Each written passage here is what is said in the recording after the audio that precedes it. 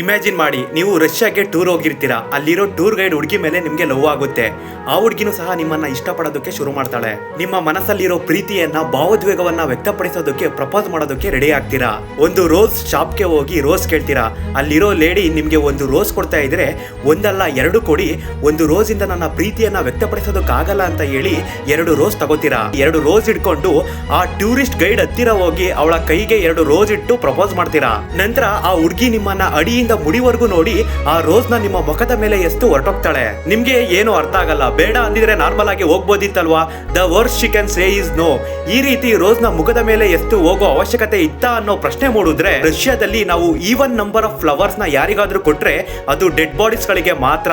ಆದ್ರೆ ಬದುಕಿರೋ ವ್ಯಕ್ತಿಗೆ ನೀವು 2 ರೋಸ್ ಕೊಟ್ರೆ ಆ ವ್ಯಕ್ತಿನ ನೀವು ಕೊಂದ ಹಾಗೆ. ಸೊ ಸಿಂಗಲ್ ರೋಸ್ ತಗೊಂಡ್ ಕೊಡಿ, 3 ಕೊಡಿ, 5 ಕೊಡಿ. ಆದ್ರೆ ಈವನ್ ನಂಬರ್ ಇರೋ 2, 4, 6 ರೋಸ್ ಗಳನ್ನ ಕೊಡೋ ಆಲೋಚನೆಯನ್ನ ನಿಮ್ಮ ತಲೆಯಿಂದ ತೆಗೆದಾಕಿ. ಮುಖ್ಯವಾಗಿ ರಷ್ಯಾಗೆ ಹೋದಾಗ